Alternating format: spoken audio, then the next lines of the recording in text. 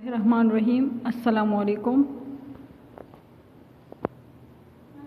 Class 8 subject home economics lecture number 3۔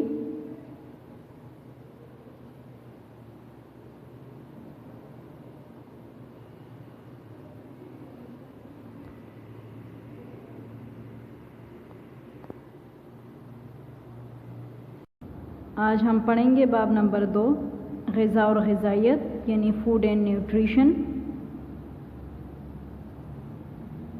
تعارف پہلے پڑھیں گے۔ ہم روزانہ جس غذا کا انتخاب کرتے ہیں وہ ہماری زندگی بہترین صحت اور کارکردگی پرفارمنس کے لیے نہایت اہم سمجھی جاتی ہے۔ صحت ایک ایسی نعمت ہے جو کہ ہر فرد کا پیدائشی حق ہے اور یہ وہ معیار ہے جسے کسی بھی معاشرے کی حیثیت اور ترقی کا تعین کیا جا سکتا ہے۔ اس لیے ہر خاندان کا فرض ہے کہ وہ اپنی حیثیت کے مطابق اپنے افراد خانہ کی صحت و تندرستی کے برقرار رکھنے کی کوشش کرے۔ یعنی ہم جون سے بھی غذا چوز کرتے ہیں تو ہمیں ایسی غذا کا انتخاب کرنا چاہیے جو ہماری صحت کو برقرار رکھ سکے۔ اگر ہماری صحت برقرار رہے گی تو ہماری کارکردگی بھی اہم ہوگی۔ یعنی صحت ایک ایسی نعمت ہے جو کہ ہر فرد کا پیدائشی یعنی بچپن ہی سے اس کا حق ہے۔ تو معاشرے کی ترقی کے لیے اور اچھی صحت کے لیے یعنی افراد خانہ کی یعنی گھر کے جو افراد ہیں ان کی تندرستی کو برقرار رکھنے کے لیے انہیں صحت مند غذا کی ضرورت ہوتی ہے۔ اچھی صحت اور کارکردگی کا انحصار غذا پر ہے، اس لیے لفظ غذا یا تغذیہ دو اصطلاحوں میں استعمال کیا جاتا ہے۔ غذا جس طرح خوراک کو کہتے ہیں اس طرح تغذیہ لفظ جو ہیں وہ بھی پرورش یا خوراک کو کہتے ہیں۔ یعنی یہ دونوں ایسے اصطلاح ہیں کہ ان دونوں کو یعنی خوراک اور غذا کے لیے استعمال کیا جاتا ہے۔ اس سے مراد جسم اور اس کے اعضاء کی نشوونما، تعمیر اور تندرستی برقرار رکھنا ہے۔ جسم کو غذائی ضروری اجزاء بہم پہنچانا ہے۔ یعنی ہمارے جسم کو کن چیزوں کی ضرورت ہوتی ہے، ہمارے اعضاء کو کن چیزوں کی ضرورت ہوتی ہے، اعضاء یعنی عضو کی جمع، تو ان کی بہترین نشوونما کے لیے ان کی تعمیر و تندرستی کو برقرار رکھنے کے لیے ہماری جسم کو یعنی تندرست غذائی اجزاء کی ضرورت ہوتی ہے۔ یہ تمام افعال اچھی غذا کی صورت میں ہی ممکن ہوتے ہیں۔ غذا مختلف غذائی اجزاء سے بنتی ہیں۔ غذائی عادات صحت پر اثر انداز ہوتی ہیں اور معاشی حالات صحت اور بیماری پر اثر انداز ہوتی ہیں۔ یہ تمام حقائق کسی فرد واحد یا گروہ کی رائے نہیں بلکہ سالہ سال کی تحقیق کا نتیجہ ہے، جس کی بدولت علم تغذیہ یا علم غذائیت ایک سائنس کا درجہ رکھتی ہے جس کا تعلق انسانی غذا اور صحت سے ہے۔ یعنی علم تغذیہ یا علم غذائیت جو ہیں یہ بھی ایک سائنس کا درجہ رکھتی ہیں۔ جس طرح ہم سائنس کے مضامین پڑھتے ہیں اسی طرح غذا اور غذائیت کا بھی اس کے ساتھ تعلق ہے۔ یعنی یہ ہمارے جسم میں جو بیماریاں ہوتی ہیں یا ہماری صحت پر جو اثر انداز ہونے والی ایسی چیزیں ہوتی ہیں جو ہمارے صحت کے لیے اچھی نہیں ہوتی تو اس کے متعلق بھی اس میں بہت زیادہ تحقیق کی گئی ہے۔ اس کے علاوہ غذا اور غذائیت، غذا کے انتخاب اور صحت کے باہم تعلق کو علم غذائیت کہتے ہیں۔ یعنی ہم جس غذا کا انتخاب کرتے ہیں وہ اور ہمارے صحت دونوں کا تعلق جو ہے تو وہ علم غذائیت کہلاتا ہے۔ غذائیت کو غذا کی سائنس بھی کہا جاتا ہے۔ یعنی جو لفظ غذائیت ہے اسے غذا کی سائنس بھی کہا جاتا ہے۔ غذا اور غذائیت کا دوسرے علوم کے ساتھ تعلق۔ دور جدید میں ان تک تحقیق کے بعد علم غذائیت کے وسعت یعنی اسکوپ میں بے پناہ اضافہ ہوا ہے اور آج کل مختلف حیاتیاتی سائنسز اور علم غذائیت کی حدود اتنی مل گئی ہے کہ ان کو الگ الگ پڑھنا اور پڑھانا شاید مشکل ہو گیا ہے۔ بطور سائنس علم غذائیت مندرجہ ذیل علوم کے ساتھ منسلک ہے۔ دور جدید یعنی ماضی کے دور کو اگر چھوڑا جائے اور آج کے دور کو اگر دیکھا جائے تو آج کے سائنٹسٹ کی زیادہ سے زیادہ محنت اور تحقیق کی وجہ سے جو علم غذائیت کی وسعت ہیں یعنی وسیع پیمانے تک وہ پھیل گیا ہے اور اس میں بے پناہ اضافہ ہوئی ہے۔ اور آج کل کے جو مختلف یعنی حیاتیاتی سائنسز اور علم غذائیت کی حدود جو ہیں تو وہ ایک ساتھ مل گئی ہیں، یعنی ان کو الگ الگ پڑھنا یا پڑھانا مشکل ہے، لیکن بطور سائنس جو ہیں تو علم غذائیت وہ مندرجہ ذیل علوم کے ساتھ تعلق رکھتا ہے۔ کون کون سے علوم ہیں وہ؟ علم کیمیا کے علم میں خوراک کی کیمیائی اجزاء اور ان کا جسم میں تناسب وغیرہ کا باہم مطالعہ کیا جاتا ہے، یعنی علم کیمیا میں بھی خوراک کی کیمیائی اجزاء کا اور جو ہمارے جسم میں خوراک کا تناسب وغیرہ ہے ہم اس کا مطالعہ کرتے ہیں۔ نمبر 2، غذا اور غذائیت کا تعلق بافتی فزیولوجی سے بھی ہے۔ بافتی فزیولوجی یعنی بناوٹی فزیولوجی، یعنی ان دونوں کا تعلق بافتی فزیولوجی سے بھی ہے۔ انجینئرنگ سائنسز کا مطالعہ فوڈ سائنس میں نئے غذاؤں کے بنانے میں مددگار ثابت ہوتا ہے۔ انجینئرنگ سائنسز میں بھی ہم فوڈ سائنس کے متعلق جو نئی غذائیں ہیں ان کو بنانے میں مددگار بھی ثابت ہوتا ہے اور بہت زیادہ مطالعہ ہم اس میں کرتے ہیں۔ غذائی رجحانات کو جاننے کے لیے، یعنی آج کل جو ہمارا رجحان ہے تو وہ غذائیت یعنی جسم کو تندرست رکھنے کے لیے زیادہ سے زیادہ رجحان اس کی طرف بھی ہیں۔ غذائیت اور نفسیات میں بھی گہرا ربط ہے، کیونکہ خوراک کے ذہنی اثرات کو نفسیات کے علم میں تناظر میں جانچا جاتا ہے۔ مندرجہ بالا علوم کے علاوہ بھی علم غذائیت کا تعلق باقی علوم مثلاً فزکس، بایولوجی، انسرامی اور بایو ٹیکنالوجی سے ہیں، یعنی علم غذائیت اور نفسیات ان دونوں کا بھی گہرا تعلق ہے۔ نفسیات کا کیوں گہرا تعلق ہے؟ کیونکہ صحت مند خوراک ہمارے ذہن پر اچھے اثرات مرتب کرتے ہیں، جو کہ ہمارے ذہنی اثرات کے لیے ہماری ذہن کو صحت مند رکھنے کے لیے ضروری ہوتا ہے۔ اس کے علاوہ علم غذائیت کا تعلق باقی مضامین کے ساتھ بھی ہے، جس طرح فزکس، بایولوجی، انسرامی یعنی منصوبہ بندی اور بایو ٹیکنالوجی سے بھی ہے۔ اس کے علاوہ غذا اور غذائیت کی بطور سائنس اہمیت۔ غذا اور غذائیت کی اہمیت کو سمجھنے کے لیے اس کو 3 اہم درجوں میں تقسیم کیا جاتا ہے۔ تحقیق میں علم غذائیت کا کردار، نمبر 2 پوائنٹ ہے کلینکل پریکٹس میں علم غذائیت کا کردار، تعلیم اور پالیسی سازی علم میں غذائیت کا کردار۔ تو یہ 3 جو ہیں تو اس کو بطور سائنس اہمیت دی گئی ہیں کہ ہم نے کیا پڑھنا ہے، اس میں کیا سیکھنا ہے، اس سے کس چیز کا مطالعہ کرنا ہے اس میں۔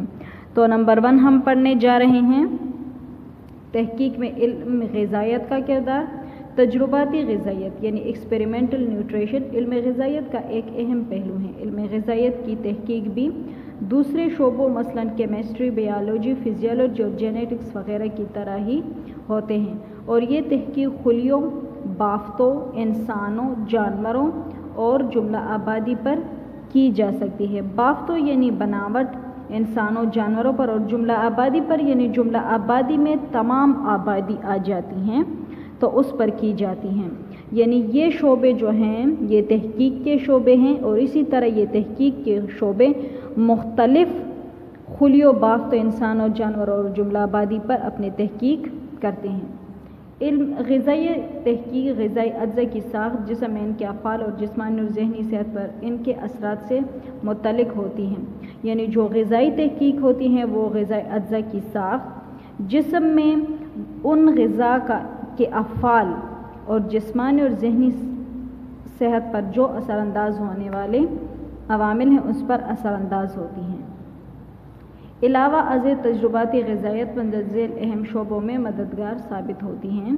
غذائیت اور جینیٹکس کے باہم تعلق سے ہم موروثی خامیوں اور غذائی عناصر کے تعلق کو جانتے ہیں۔ موروثی خامیاں یعنی جو باپ دادا کے یا نسل در نسل کوئی ایسی خامیاں وغیرہ یا ایسی غذائی عناصر، ان کو بھی جانچ پڑتال کا موقع ملتا ہے۔ علم غذائیت دراصل خوراک کی بناوٹ، خوراک کے پکانے، پیکنگ اور ذخیرہ اندوزی وغیرہ اور تحقیق کے بدولت ہی ہم آج کل بے شمار غذائی اجزاء یعنی فوڈ پروڈکٹس کو مارکیٹ میں دیکھ سکتے ہیں۔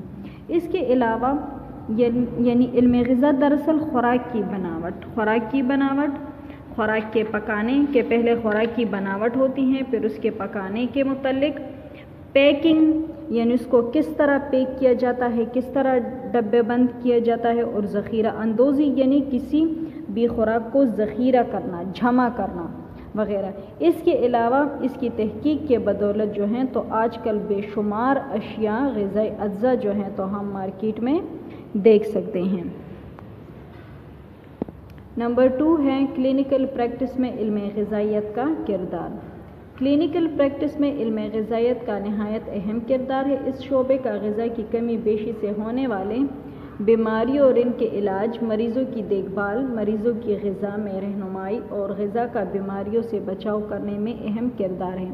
کلینکل پریکٹس جو ہیں تو وہ بھی علم غذائیت کے ساتھ اس کا تعلق ہے اور نہایت اہم تعلق ہے، نہایت اہم کردار یہ ادا کرتا ہے۔ یعنی اس شعبے میں جو غذا میں کمی بیشی رہ جاتی ہیں یا جو مریض ہوتے ہیں، بیمار ہوتے ہیں، ان کے علاج کے لیے یا مریضوں کی دیکھ بھال کے لیے یا مریضوں کی غذا اس میں رہنمائی کے لیے غذا کا بیماری سے بچاؤ میں نہایت اہم کردار ہے۔ اس لیے کہ جو ہاسپٹل میں مریض وغیرہ ہوتے ہیں یا علاج وغیرہ، ان کی دیکھ بھال، ان کی غذا کے لیے جو ہیں تو کلینکل پریکٹس میں علم غذا بہت اہم کردار ادا کرتے ہیں کہ مریضوں کے لیے ایسی کون سی خوراک ان کو دی جائیں جو ان کی صحت کو برقرار رکھے۔ یعنی بیماری کی وجہ سے ہم میں ایسی بہت سی کمزوریاں آ جاتی ہیں جو کہ بعد میں ہمارے لیے بہت زیادہ مسائل پیدا کرتی ہیں۔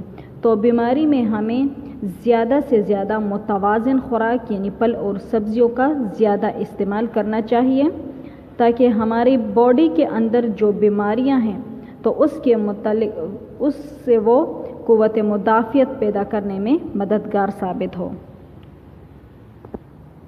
نمبر 3 ہے تعلیم میں علم غذائیت کا کردار۔ دور جدید کے بدلتے ہوئے رجحانات اور بیماریوں کی بدلتی ہوئی نوعیت کے پیش نظر اس شعبے کی اہمیت اور بڑھ چکی ہے۔ عوام کی بہتر صحت اور بیماریوں سے روک تھام کے لیے تشخیصی اور تعلیمی پروگرام مرتب کیے جاتے ہیں تاکہ لوگوں کو صحت، متوازی غذا اور بیماریوں سے بچاؤ کی تدابیر سے متعلق معلومات فراہم کی جا سکے۔ غذائی تعلیم کی مدد سے ہم عوام الناس کی غذائی عادات میں مثبت تبدیلی لا سکتے ہیں۔ یعنی تعلیم میں علم غذائیت کا کردار یہ بھی بہت زیادہ ضروری ہے۔ یعنی آج کل کے بدلتے ہوئے دور میں اگر ہم دیکھیں تو بیماریوں کی بدلتی ہوئی نوعیت کے پیش نظر یعنی اس شعبے کی اہمیت بہت زیادہ بڑھ گئی ہے، کیونکہ عوام الناس کی بہتر صحت کے لیے اور بیماریوں کی روک تھام یعنی ان کو ختم کرنے کے لیے، ان کی تشخیص کے لیے، ان کی معلومات کے لیے تعلیمی پروگرام مرتب کیے ہیں، یعنی وہ ارینج کیے گئے ہیں تاکہ لوگوں کو صحت کے لیے، ان کی غذا کے لیے، متوازن غذا کے لیے اور بیماریوں سے کیسے بچا جا سکتا ہے، بیماریوں سے بچنے کے مطابق اس میں مختلف تدابیر کے متعلق معلومات فراہم کی جاتی ہیں۔ غذائی تعلیم جو ہیں تو اس کی مدد سے عوام الناس یعنی لوگ جتنے بھی ہیں تو ان کی غذائی عادات جو ہیں تو اس میں مثبت تبدیلی آتی ہیں۔ یعنی غذائی عادات کیسے کہ ان کی غذا ایسی ہونی چاہیے جو ان کی صحت کے لیے مفید ہوں، ایسے معذر خوراک یا ایسے مکس خوراک یا ایسے گرم اور سرد خوراک ایک ساتھ جو ان کی صحت پر برا اثر ڈالتی ہیں۔ تو اس کے متعلق جو ہیں تو تعلیم میں علم غذائیت جو ہیں تو اس کا کردار بھی بہت زیادہ ضروری ہے۔ تو آج ہم نے سٹارٹ کیا تھا چیپٹر نمبر 2 جس میں ہم نے غذا اور غذائیت کے بارے میں پڑھا، اس کا تعارف پڑھا، غذا اور غذائیت کا آپس میں کیا تعلق ہے، غذا اور غذائیت کا دوسرے علوم کے ساتھ کیا تعلق ہے، غذا اور غذائیت بطور سائنس اس کی اہمیت کیا ہے، اس کی اہمیت جو ہے تو اس کو 3 درجوں میں تقسیم کیا گیا ہے۔